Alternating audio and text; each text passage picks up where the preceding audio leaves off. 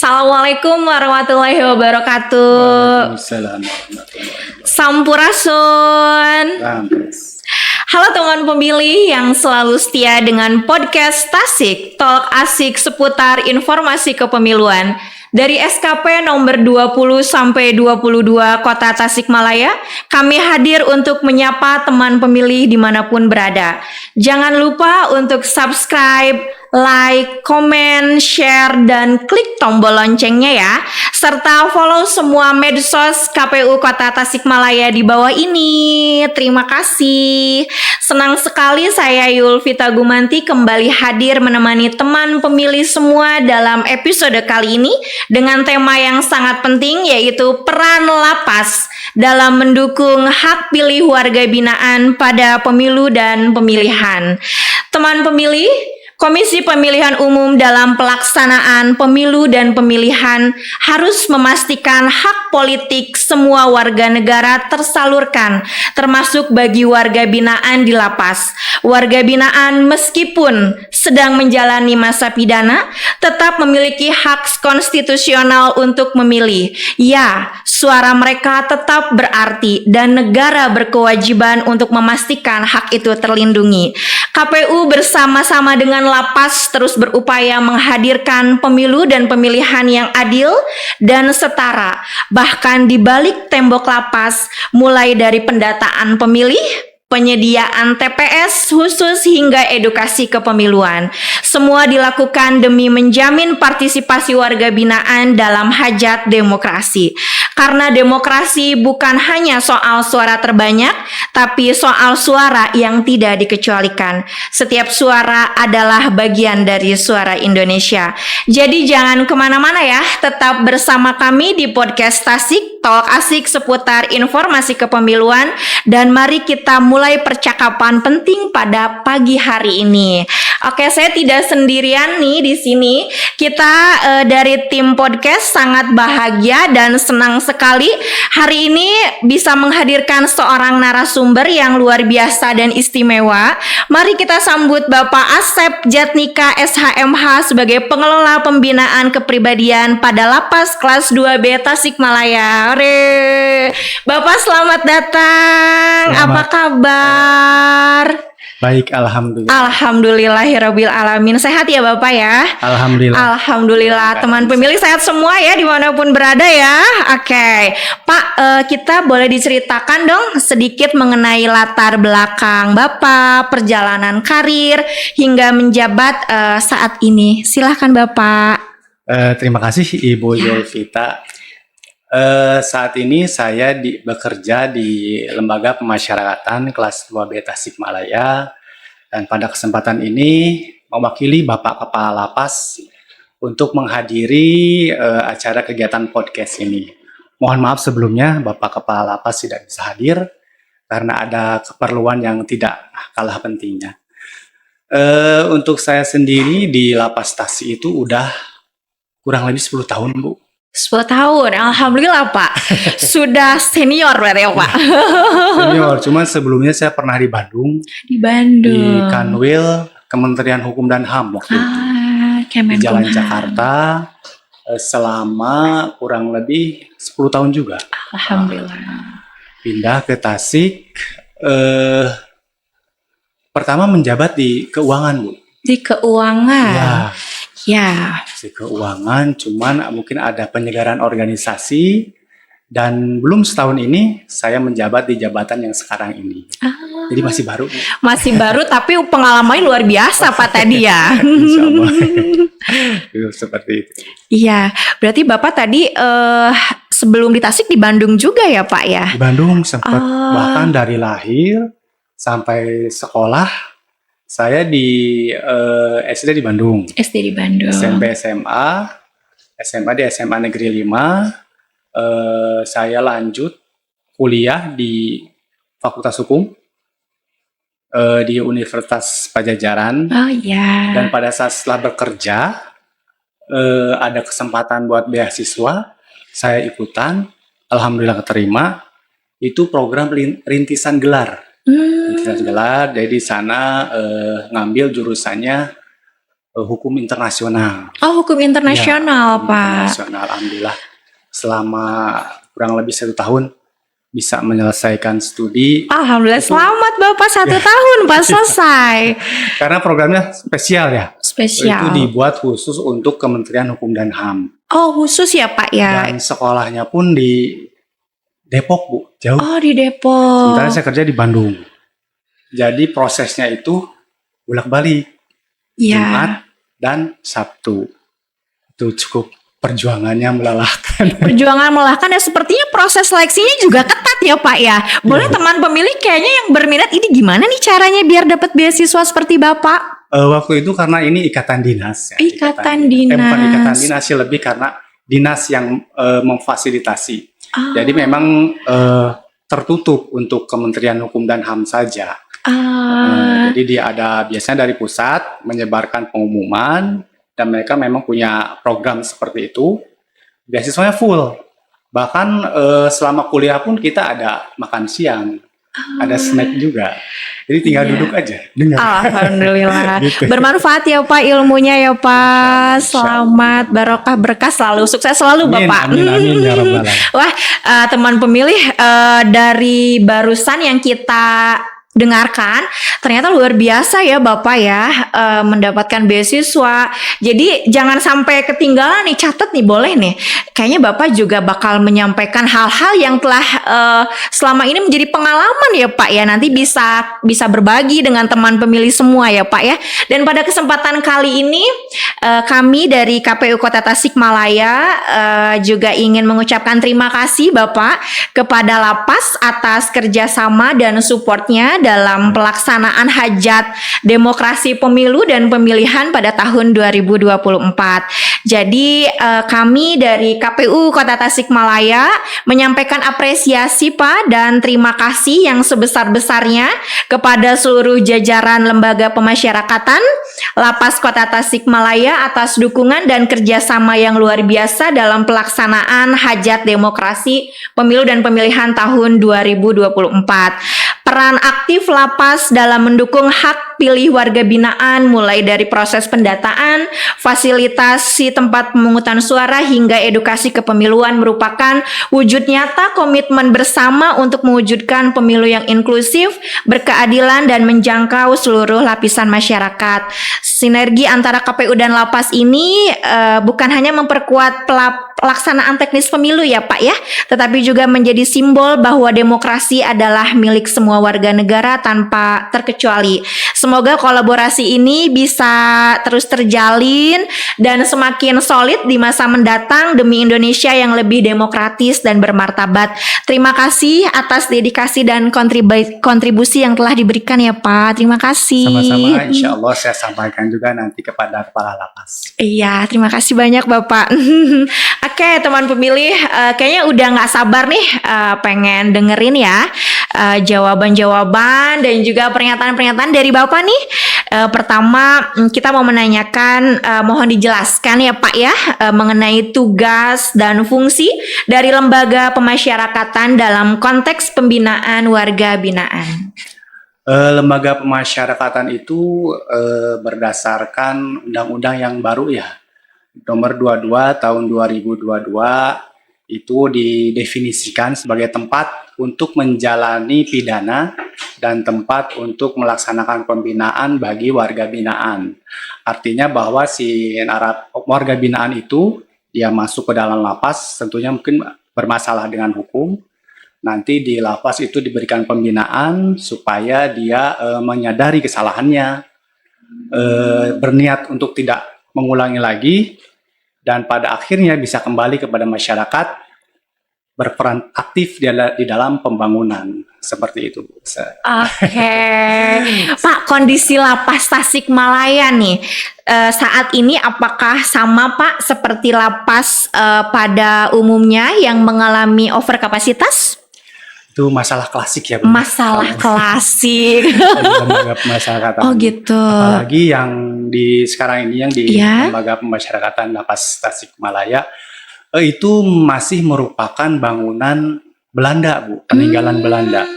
Jadi kalau Belanda itu konsepnya aparat penegak hukum itu berkumpul di pusat kota gitu. Oke. Dari mulai polisi, jaksa, pengadilan, dan lapas. Nah, saat ini aparat penegak hukumnya sudah relokasi, Bu, ke tempat yang sudah lebih luas, lebih nyaman mungkin. Nah, tinggallah sekarang lapas Tasikmalaya. Oh. Masih berada di tengah kota Iya. dengan luasan tanah yang hanya 2.300-an meter persegi, kecil untuk ukuran lapas, dan sekarang dihuni oleh 469 orang tahanan dan narapidana. Padahal idealnya itu dihuni hanya untuk 88 orang saja. Berarti luar biasa over kapasitasnya, berapa kali lipatnya ya Pak ya? Hampir 4 kali lipat. 44 kali lipat ya Pak ya. Tapi arti penting lapas itu sendiri Pak untuk memastikan hak pilih warga binaan apakah tetap terpenuhi Pak? Ya, seorang warga binaan pada saat dia masuk ke dalam lapas, tentunya masih melekat ada hak konstitusional pada dirinya. Iya. Itu hak yang dijamin oleh Undang-Undang Dasar 1945 dan juga peraturan pelaksana dalam pemilu. Sehingga tidak serta-merta hak ini hilang. Jadi tetap hak untuk pemilihnya itu tetap ada. Kecuali dalam hal ada pidana tambahan yang menyatakan secara eksplisit dalam putusan pengadilan bahwa yang bersangkutan dicabut hak pilihnya. Tapi kalau itu tidak ada, artinya tetap dia memiliki hak pilih untuk di periode pemilu itu. Oke, berarti tadi memang ada yang dicabut hak konstitusionalnya itu ya Pak ya. Boleh disampaikan lebih detail itu perbedaannya apa Pak yang sampai dicabut itu hak politiknya Pak? Biasanya pada pidana-pidana tertentu, Bu. Oh. Misalkan kayak teroris atau mungkin pidana yang berhubungannya dengan pemilu. Nah, itu biasanya hak untuk memilihnya itu dicabut. Ada pidana tambahan tertulis di dalam putusan pengadilan. Dan di lapas kelas 2B Tasikmalaya apakah ada Pak yang dicabut hak konstitusionalnya? Sampai dengan hari ini tidak ada. Tidak ada. Oke, siap Pak. Kemudian bagaimana Pak partisipasi politik warga binaannya? Apakah mereka cukup antusias menggunakan hak pilihnya atau ada yang apatis atau seperti apa Pak?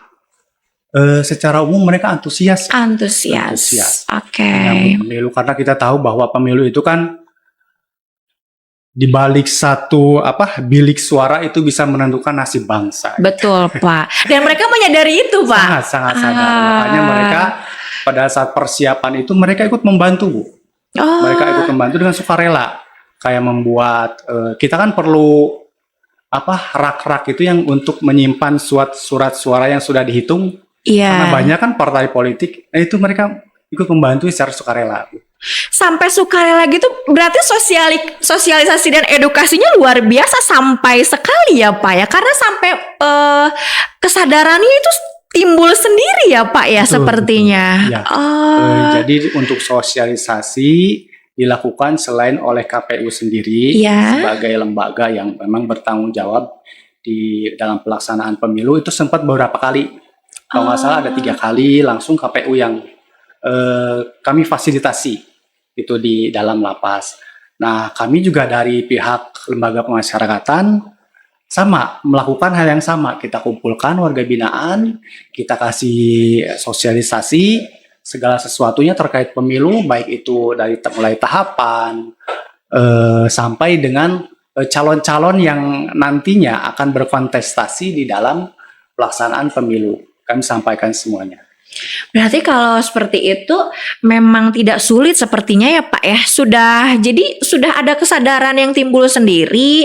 Jadi tidak sulit dan juga sepertinya disambut dengan baik ya Pak oleh warga binaan. Justru bukan menjadi hal yang menakutkan ya kalau seperti itu ya Pak ya. Betul Bu. Apalagi dalam mereka selain antusiasme dalam pelaksanaan, mereka pun yang paling antusiasme dalam mengetahui hasilnya. Jadi hasilnya pun sangat antusias ya Pak, ditunggu-tunggu. Oke, iya. 24 jam nggak Pak atau 2359 nggak? 24 jam Bu, karena pelaksanaannya hampir 24 jam. Kita mulai pagi, kita Waktu itu selesai jam 2 pagi. Jam 2 pagi ya Pak ya. Baru selesai. Jadi pergi pagi pulang pagi. Oh ternyata ya teman pemilih ya, kita jadi tahu kan teman pemilih. Oke, sekarang kan tadi ya karena antusiasmenya cukup tinggi, kita pingin tahu nih Pak ya, kira-kira berapa persen nih persentase dari partisipasi pemilih warga binaan pada saat pemilu dan pilkada kemarin tahun 2024 Pak? Jadi karena mereka itu memang antusias, Iya. jadi sebenarnya bisa mencapai 100%. 100%. Bisa 100%. Karena apa, mungkin kelebihan dari kami ya, TPS Loksus, bahwa pemilih itu kan ada di sekitar lokasi tersebut. Betul. Mereka nggak akan kemana-mana. Nggak akan kemana-mana Pak ya, bener ya Pak ya. Nggak akan kemana, dan jarak ke TPS pun hanya beberapa langkah saja Bu. Iya. Karena kami lapas kecil. Jadi walaupun dia dengan kondisi sakit, ya sakitnya yang ringan-ringan itu masih bisa dipapah untuk masuk ke bilik suara dan menunaikan hak suaranya. Teman pemilih tadi kan Bapak menyampaikan karena lapas kita tuh kecil tadi. Memang kalau lapas yang gede bedanya apa Pak? Dari kelasnya berbeda. Kalau kami kelas 2B kan, Iya. ada kelas 2A itu lebih di atasnya lagi. Yang perbedaannya dari mulai segi fasilitas sama tindak pidana juga berbeda. Oh itu perbedaannya ya Pak ya. Dan yang paling menonjol yaitu tingkat keamanan. Tingkat Ada keamanan. kelas 1 juga itu yang super maksimum security seperti itu. Oh, tapi tetap apakah antusiasme itu kalau misalnya tadi kelasnya berbeda, antusiasmenya berkurang atau apa Pak? Biasanya apa nih Pak perbedaannya? Nah, kalau misalkan untuk di lapas-lapas yang lain saya kurang tahu ya. Iya. Cuman kalau di lapas Tasik sendiri, alhamdulillah antusiasme itu tetap terjaga. Alhamdulillah, dan ini sudah berjalan tahun-tahun ke belakang pun sama ya Pak ya, antusiasmenya sama. tinggi ya Pak ya, Ya. dan perlu dijaga kalau gitu ya Pak ya, dan dipertahankan ya Pak ya seperti itu. Nah teman pemilih, semakin ini ya kita semakin pengen tahu ya Pak, gimana sih kan dalam pelaksanaan pemilu dan pemilihan lembaga pemasyarakatan atau lapas menjadi lembaga yang turut serta dalam suksesi pemilu dan pemilihan, terutama dalam pelaksanaan penyusunan daftar pemilih tetap atau DPT untuk warga binaan. Nah, di sini Bapak mungkin bisa berbagi pengalaman dalam membantu atau ketika menjadi mitra kami KPU Kota Tasikmalaya dalam pelaksanaan penyusunan DPT tersebut. Untuk penyusunan DPT di di lapas kami itu yang pertama kita alhamdulillah untuk data itu kita sudah berbentuk data digital. Oh sudah data, Ya. sudah digitalisasi berarti ya Nah, Pak ya? kita punya namanya SDP, SDP. Sistem Database Pemasyarakatan. Iya. Jadi untuk datanya kita tinggal ambil dari situ. Di situ pencarian kita sorting dengan alamat dan nama yang kita inginkan. Muncullah seluruh by name, by address datanya. Nah, data itu kita sampaikan ke KPU untuk diverifikasi dan juga dimasukkan ke dalam DPT atau DPTB. Seperti itu prosesnya, Bu. Seperti itu Dalam ya hal Pak ya? penyusunan DPT. Oke. Berarti tadi proses dan mekanisme pendataan pemilih warga binaan di lapas itu yang barusan Bapak sampaikan ya dalam DPT itu ya Pak ya. Nah kalau ini nih Pak, kan kalau di lapas itu juga selalu dijadikan TPS khusus ya Pak, dikarenakan kekhususan pemilihnya yang tidak bisa memilih di TPS yang sesuai dengan alamat pada KTP karena menjadi warga binaan. Kalau tadi seputar penyusunan daftar pemilih tetap, kalau untuk proses pelaksanaan pemungutan suaranya nih Pak, pada hari pemungutan suara, mungkin Bapak bisa berbagi cerita dengan kami di sini ya, teman pemilih, apa yang menjadi tantangan atau hal lainnya nih Pak dalam pelaksanaan pemungutan suara di TPS khususnya di Lapas Kelas 2B Kota Tasikmalaya? Secara umum hampir sama, Bu. Iya. Hampir sama dalam pelaksanaan pemilu, dari mulai pendaftaran masuk ke pemeriksaan identitas, Iya. masuk ke bilik suara sampai dengan mencelupkan tangan ke tinta.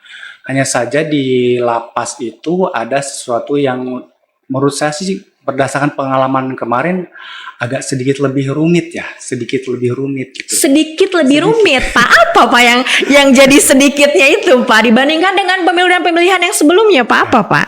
Karena di lapas itu kan ada DPT, ada DPTB. Iya. Nah, DPT-nya itu diperlakukan sebagai DPTB. Oh. Jadi pada saat untuk DPTB tidak semua surat suara yang diberikan gitu. Pada seorang masuk ke untuk mendapatkan hak surat suara, kita tuh harus teliti dulu.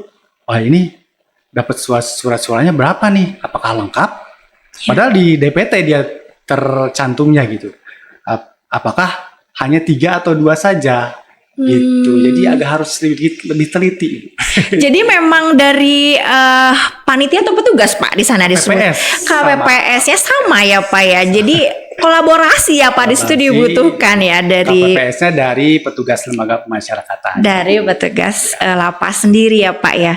Jadi sepertinya yang sedikit itu kayaknya sudah bisa ditangani sih, Pak, kalau karena tadi yang Bapak sampaikan ya, antusiasmenya itu yang 100%, apalagi kan ditunggu-tunggu hasilnya ya. Jadi ketika ada permasalahan atau misalnya ada yang membingungkan, biasanya langsung kolaborasinya langsung ke KPU kontak ya, Pak ya. Betul. Atau seperti apa, Pak, yang kemarin sudah Bapak jalani ketika ada hambatan sedikit nih di lapangan? Bahkan KPU sendiri, teman-teman dari PPK itu ikut hadir memantau, Bu. Ikut hadir memantau, iya. Pelaksanaan pemilu, sehingga apabila ada permasalahan kita dengan mudah jemput bola ya, Pak ya. Ataupun kalau misalkan mereka hadirnya jam sekian, permasalahannya di kemudian, kita tinggal telepon aja. Alhamdulillah, berarti memang gercep ya, Pak. Apa bahasanya kalau bahasa di lapas apa kalau gitu, Pak? Iya. Jadi ya itu ya, Pak, sinergitas yang sudah terjalin, hubungan yang memang sudah erat, menjadikan semuanya jadi lebih mudah dan lebih satset lah, Pak ya. Kalau sekarang terbaik lah. Terbaik, terima kasih Bapak Lapas juga terbaik, Pak. Terima kasih ya, Pak. Oke, Pak, tadi kan Bapak sudah menyampaikan ya mengenai DPT dan juga pemungutan suara. Nah, sekarang kita pengen denger ya, teman pemilih ya, bagaimana sih, Pak, proses dari sosialisasi, kemudian pendidikan pemilih di lapas kelas 2B Kota Tasikmalaya ini untuk menjaga hak pilih warga binaan, Pak? Ya. Sosialisasi dan pendidikan terhadap pemilih tentunya satu tahapan yang penting ya dalam pelaksanaan pemilu agar peserta yang nantinya akan mencoblos itu mengetahui partai mana saja yang ikut dalam kontestasi pemilu.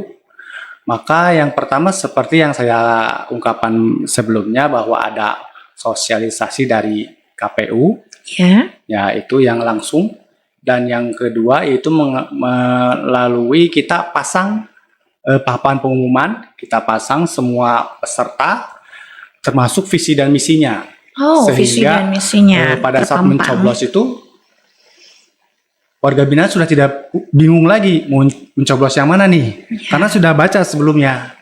Nah, sehingga pada saat mencoblos bisa berlangsung lebih cepat tanpa harus mikir lagi.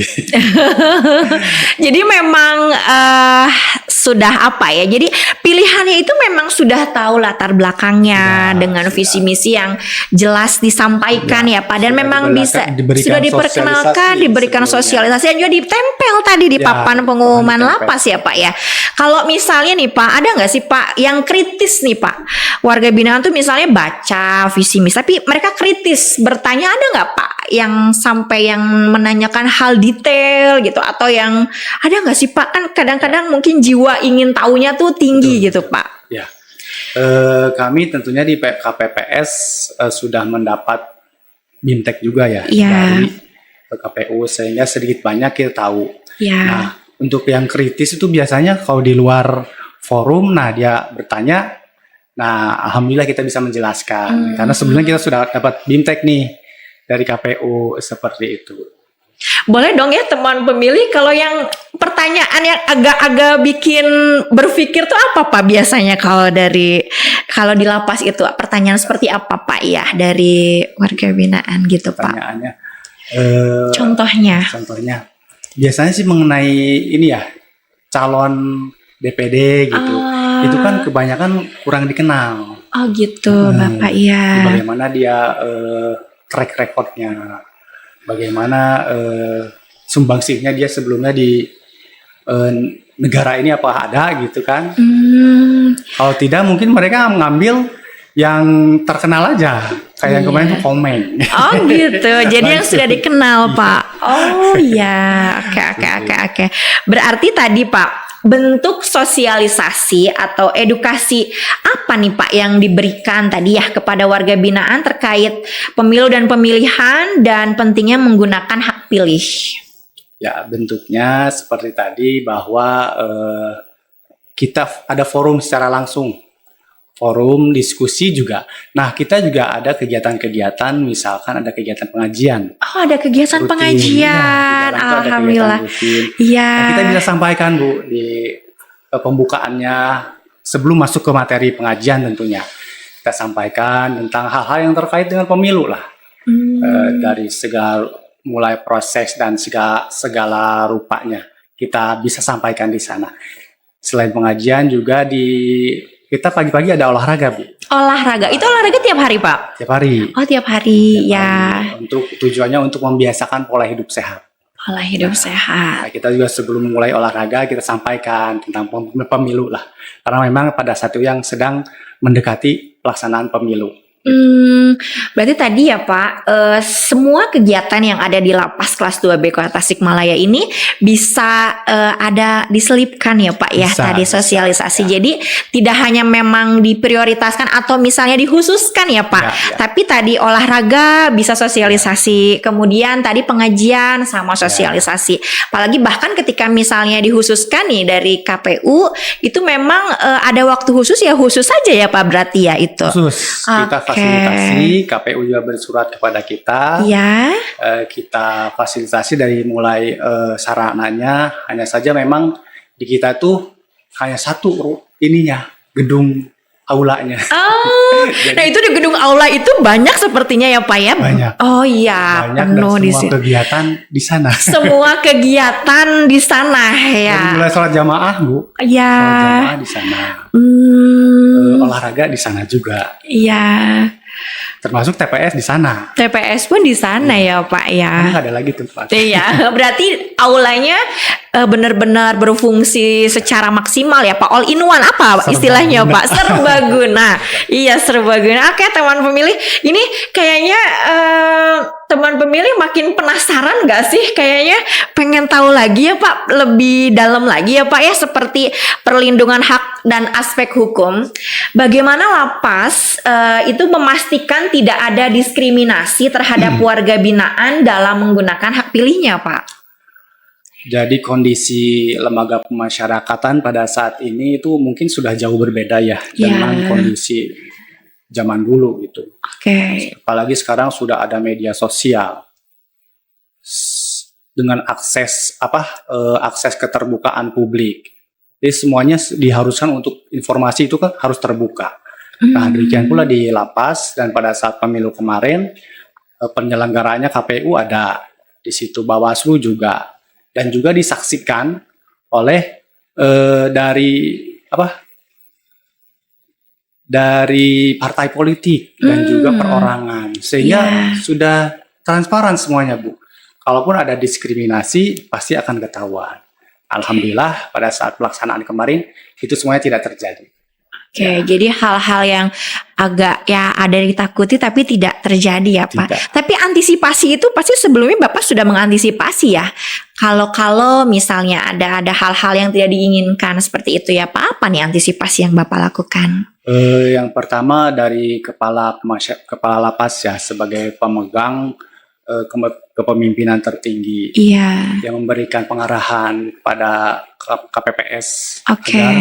Melaksanakan tugas pemilu ini dengan sebaik-baik mungkin, jangan sampai ada diskriminasi. Oke. Bahkan untuk yang misalkan ada sakit atau apa, bisa dibantu sampai ke tempat pemilihan. Jangan sampai karena sakitnya dia menjadi tidak bisa memilih gitu. Jadi tidak bisa dijadikan alasan ya Pak ya. Ya. Karena pokoknya kalaupun sakit pun sampai dibantu ya teman Ya. pemilih ya. Oke, berarti kalau gitu Pak, semua warga binaan yang memiliki hak pilih itu tidak ada pengecualian ya? Atau misalnya ada pengecualian tertentu Pak menurut peraturan perundang-undangan? Untuk menurut peraturan perundang-undangan sendiri, pengecualian itu apabila ada pidana tambahan, yaitu yang tercantum di dalam vonis hakim. Nah, cuman untuk saat ini tidak ada, jadi semuanya berhak untuk memilih. Gitu. Jadi intinya sih semua yang mempunyai hak memenuhi syarat itu dapat menunaikan hak untuk memilih. Oke, berarti dijamin ya Pak ya, dijamin. Oke, ini sepertinya kita pengen tahu ya teman pemilih ya, sebetulnya Pak, apa sih tantangan terbesar yang biasanya dihadapi oleh lapas dalam pelaksanaan pemilu dan pemilihan Pak? Ya. Tantangan terbesar selain tadi ya yang disebutkan, itu bagaimana agar dalam proses pelaksanaan pemilu itu berjalan dengan aman. Oke, Kan kita tahu kan lembaga pemasyarakatan itu salah satu tempat untuk tinggalnya para narapidana, dan mereka di sana dalam kondisi terkurung, tidak boleh keluar sembarangan. Sementara pada saat pelaksanaan pemilu itu banyak dari pihak luar yang keluar masuk dengan lalu lintas yang begitu tinggi, ya tentunya bukan tanpa tujuan ya untuk mensukseskan pemilu ini. Nah, tentunya ini merupakan suatu tantangan tersendiri khususnya bagi bagian pengamanan yang menangani langsung mengenai hal ini. Bagaimana caranya memastikan bahwa orang yang keluar masuk itu tidak disalahgunakan oleh warga binaan untuk mereka bisa keluar tanpa prosedur seperti itu, Bu. Kalau tidak hati-hati kan bisa-bisa mereka menyamar misalkan. Iya betul ya Pak ya. Berarti memang ekstra ya Pak ya ini. Ya, untuk keamanan sendiri kita tetap itu menjadi tupoks kita, tetap kita jaga. Keamanan, berarti memang keamanan adalah faktor utama dan kunci. Ya tantangan terbesarnya itu ya Pak ya, keamanan. Kalau selain itu ada lagi Pak? Keamanan yang selain itu dalam hal ini Bu, penetapan DPT tadi, kita kan tahu bahwa lalu lintas di lapas itu sangat tinggi. Iya. Jadi keluar masuknya itu sangat fluktuatif gitu. Jadi ada kalanya orang yang bagaimana kita bisa memastikan orang yang baru masuk itu beberapa hari sebelum pemilu itu bisa tetap tercatat di DPT atau di DPTB gitu, supaya dia tetap dapat menunaikan hak pilihnya. Karena kalau tidak dicatat, tentunya dia tidak bisa menunaikan hak pilihnya. Sementara masuk keluarnya itu bisa jadi H-1 gitu kan sebelum H-1 sebelum pemilihan. Nah berarti kalau gitu apakah ada nih Pak tadi tantangan teknis atau administratif dalam memastikan bahwa semua warga binaan itu terdaftar dalam daftar pemilih tetap? Nah untuk hal itu, untuk memastikan bahwa dia tetap terdaftar di pemilih tetap, maka kita berkoordinasi. Kita koordinasi dengan pihak penahan, yaitu kepolisian dan juga kejaksaan. Jadi untuk supaya apabila ada limpahan tahanan baru itu bisa diinformasikan terlebih dahulu. Sehingga si data-datanya itu bisa kami sampaikan kepada KPU untuk kemudian didaftarkan di DPT atau DPTB. Seperti itu. Berarti kalau gitu bagaimana nih pihak lapas mengantisipasi tantangan-tantangan tersebut Pak? Nah yang pertama untuk masalah keamanan Bu. Nah kita tidak berdiri sendiri tentunya. Yang pertama kita ada atasan kita di Jawa Barat, kantor wilayah.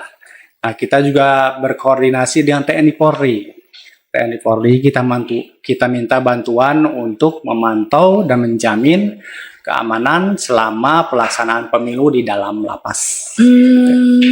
Berarti memang tetap ya kolaborasi ya Pak ya. Iya. Iya. Nggak bisa sendiri. Iya betul sekali betul. Kita nggak bisa berdiri sendiri ya Pak ya. Nah boleh dong ya teman pemilih, kayaknya kita pengen tahu nih sebetulnya apa Pak harapan nih dari pihak lapas terhadap partisipasi warga binaan dalam pemilu dan pemilihan mendatang. Ini dalam partisipasi pemilu ya. Untuk kita Lapas Tasikmalaya itu kita berada di wilayah kota Tasikmalaya. Oke. Nah, sehingga untuk pemilih yang berada di kota Tasik itu relatif tidak ada masalah. Ya. Cuman kita juga jangan lupa bahwa di antara warga binaan itu ada warga binaan kabupaten. Itu jumlahnya lumayan cukup besar. Kabupaten Tasikmalaya. Oh Nah, iya. mereka kalau melakukan pemilihan di TPPS Loksus, mereka tidak dapat menunaikan hak pilihnya di tingkat kabupaten, Bu. Nah, begitu juga dengan pilkada. Nggak bisa mencoblos. Padahal mereka warga Kabupaten Tasikmalaya. Dan Lapas Tasikmalaya sendiri wilayah kerjanya itu sampai dengan Kabupaten Tasikmalaya. Nah, ini mungkin yang ke depan mudah-mudahan bisa diciptakan sistem atau bagaimana ya supaya surat suara ini tidak menjadi hilang. Seperti itu. Oke, tadi kita sudah dengar ya teman pemilih ya harapan dari Bapak ya untuk partisipasi warga binaan. Nah setelah kita mendengarkan harapan, kita juga pengen tahu nih terkait pesan dan kesan selama pemilu dan pemilihan dan bagaimana untuk peningkatan koordinasi antara KPU dan lapas. Untuk pelaksanaan pemilihan umum kemarin, alhamdulillah berjalan lancar, Bu. Bahkan apabila dibilang prestasi, kami itu bisa menyerahkan dokumen kembali dalam arus balik. Itu di Kecamatan Tawang itu yang pertama, Bu. Oh, pertama Pak. Alhamdulillah. Apabila bisa disebut prestasi ya. Prestasi ya. Iya, Waktu pemilihan legislatif kemarin kita menyerahkan di jam 2 malam. Untuk pada saat pemilihan pilkada itu di jam 8 malam. Oh, jam karena 8 lebih malam. sederhana kan. Jadi apabila itu bisa disebut prestasi, mudah-mudahan ini bisa disebut prestasi gitu. Nah, itu juga tentunya bukan kami berbangga atau bersombong-sombong diri. Itu semua berkat kerjasama dan juga bimbingan dari KPU. KPU yang utama dalam hal sebelum pelaksanaan pemilih, KPPS itu kami diberikan BIMTEK, Bu. BIMTEK bersama-sama juga dengan KPPS lainnya. Nah, selain yang resmi itu yang dari KPU, nah kami juga mendapatkan pertambahan dari teman-teman PPK di kecamatan. Kami mendapat tambahan berupa pemantapan, Bu. Pemantapan. Di luar jadwal itu. Jadi luar biasa dukungan dari KPU dan PPK kecamatan untuk pelaksanaan pemilu di Lapas Tasikmalaya. Alhamdulillahirabbil alamin. Langsung nih Pak, kita jadi langsung aduh kalau udah gitu ya Pak ya. Jadi ya itulah ya Pak ya, keberhasilannya itu akan terjalin berkat kerjasama yang sudah terjalin erat ya Pak ya. Kolaborasi dari KPU dan juga Lapas beserta teman-teman PPK, PPS, KPPS ya Pak ya waktu kemarin ya. Closing statement nih dari Bapak untuk teman pemilih dimanapun berada. Ya, jadi pertama kita ucapkan terima kasih ya, bahwasannya walaupun KPU sebagai penanggung jawab pelaksanaan pemilu, tapi kami juga karena pelaksanaannya ada di lapas, maka di situ kami juga ikut berpartisipasi dan terima kasih bahwasanya KPU tidak meninggalkan kami begitu saja. KPU memberikan bimbingan, memberikan arahan, bahkan sarana dan prasarana pun diberikan dalam berupa kami butuh waktu itu untuk ATK, tenda itu dari KPU ada dukungan. Sama-sama Bapak, terima kasih. Iya, oke, berarti tadi ya Pak ya, kolaborasi antara KPU dan Lapas menjadi bukti nyata bahwa demokrasi harus hadir di setiap sudut kehidupan tanpa diskriminasi. Betul. Semoga ke depan sinergi ini terus diperkuat demi pemilu dan pemilihan yang lebih inklusif, transparan dan bermartabat. Kami percaya Pak, dengan sinergi yang semakin solid, pelaksanaan pemilu dan pemilihan di Lapas akan semakin baik karena demokrasi yang kuat adalah demokrasi yang tidak meninggalkan siapapun, termasuk mereka yang sedang menjalani pembinaan. Dengan kolaborasi yang solid dan komitmen bersama, kami yakin hajat demokrasi ke depan bisa semakin menjangkau seluruh elemen masyarakat, termasuk mereka yang sedang menjalani pembinaan, karena demokrasi yang kuat tadi ya, demokrasi yang tidak meninggalkan siapapun. Terima kasih banyak Sama-sama, Bapak Asep Ibu. Jatnika SHMH atas waktunya dan insight yang luar biasa Pak. Dan kami juga di sini seluruh panitia tim podcast mengucapkan terima kasih nih kepada teman pemilih yang setia dari tadi Pak mendengarkan kita dari awal sampai akhir, gak beranjak kemana-mana ya, sampai Bapak menyampaikan closing statement ya untuk kita semua di sini. Dan mungkin Bapak nanti boleh menyampaikan tagline ya dari Lapas kelas 2B Tasikmalaya. Kita juga KPU punya tagline ya Pak ya, sama-sama menyampaikan. Sampai jumpa ya teman pemilih di podcast Tasik Talk Asik seputar informasi kepemiluan di episode mendatang. Jangan sampai kelewatan di episode selanjutnya karena kita juga banyak tema-tema yang nanti juga akan kita sampaikan. Teman pemilih jangan lupa satu suara kita menentukan masa depan bangsa. Terima kasih.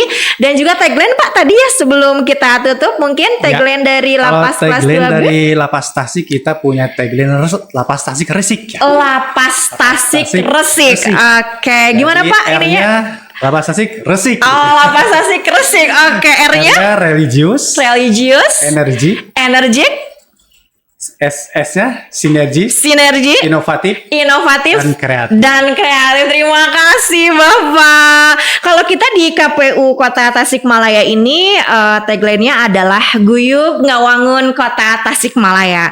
Salam sehat dan salam melayani. Terima kasih banyak Bapak. Saya Yulvita Gumanti pamit undur diri. Terima kasih banyak teman pemilih. Wassalamualaikum warahmatullahi wabarakatuh. Waalaikumsalam warahmatullahi wabarakatuh. Oke, terima kasih banyak ya Pak. Sehat selalu Bapak, mohon. Terima kasih.